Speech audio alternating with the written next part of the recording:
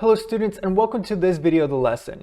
In this video, we're going to actually start to dig into net and total distance. We're going to understand how we actually find those values given different information, whether that's velocity, acceleration, or position, and then we're going to actually do it in a problem. So let's get started. We're going to start here with the definition of net distance. So the definition of the net distance is the distance between the point of origin and the final position. So we have a point here and we have a particle moving and it's moving along this x-axis, it's going back and forth. The net distance is going to be just where it ends up and that point of origin. So, it can move any direction, it can keep going, and then whatever it stops, that's going to be that net distance, the distance between those 2 points. So how would we determine the total distance that a particle will travel? Again, with that same idea, if we have a point of origin and we have a particle moving, it can move back and forth, right? But the entire time it's accruing distance. Think about a car's odometer. It accrues distance and it just keeps calculating the distance. It doesn't care about what direction it's going, whether that's left or right. So definition of total distance means that it's the sum of all the distances moved in any direction. So now I want us to think. If a particle is moving in the same direction the entire time, right? If it's always going left or if it's always going right, what can be said about the net distance and the total distance? Well, if it never changes directions, that means the net distance is going to equal the total distance. So how do you actually find these on a particular interval? Well, in order to find the net distance a particle travels on a particular interval, so say we have an interval from A to B, well, the net distance is going to be the absolute value of the position of A minus the position of B. Now here's where it gets kind of interesting, is when you actually have to find the total distance that a particle travels on an interval. So what you want to think here is, of course, if the direction never changes, we know that the total distance will equal the net distance. However, what do we do when the distance does change? For example, or when the direction does change. For example, when the particle is moving left, but all of a sudden it starts moving to the right. So if a particle changes direction at time t equals c on that interval from A to B, so there's this point C in between A and B, then the total distance is going to be the absolute value from A to C plus the absolute value for P to C, P of C minus P of B. So this definition is very similar to the net distance definition. All we're doing is we're taking the positive parts, the right parts, the position where the particle is moving to the right, we're taking that into account, and where the particle is moving to the left.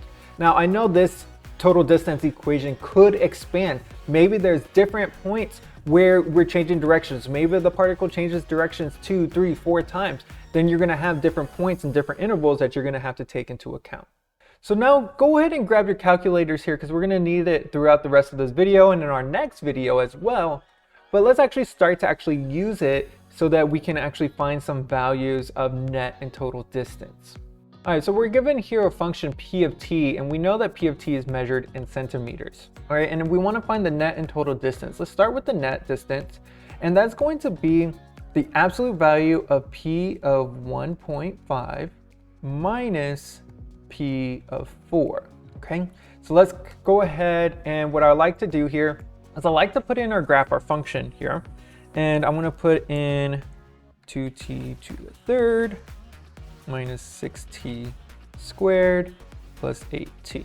All right, so there's our function graph, but I really don't need the graph, I just wanted it as the function.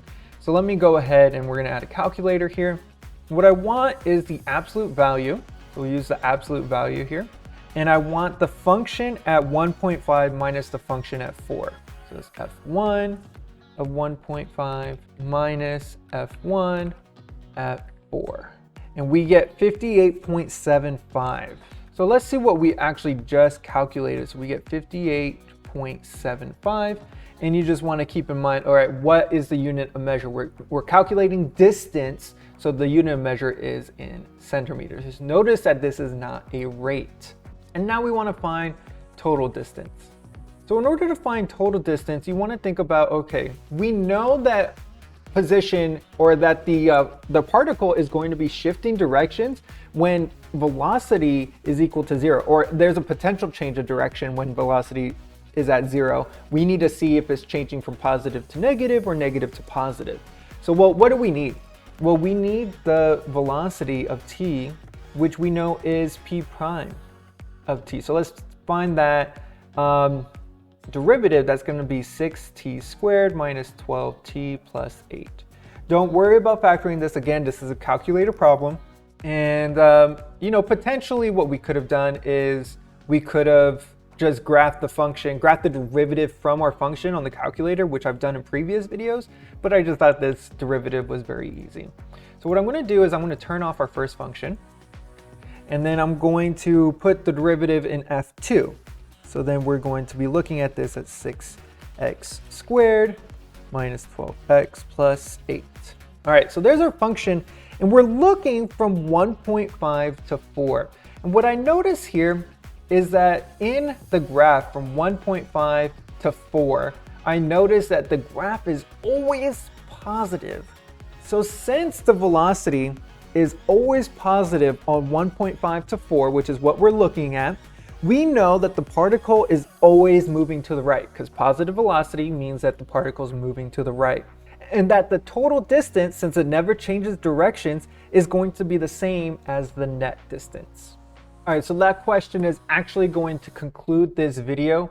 In our next video, we're going to be looking at a couple more problems that are just essentially very similar to this question, but we're going to be looking at it where, you might have a change in directions or multiple changes in directions where the total distance is going to be affected.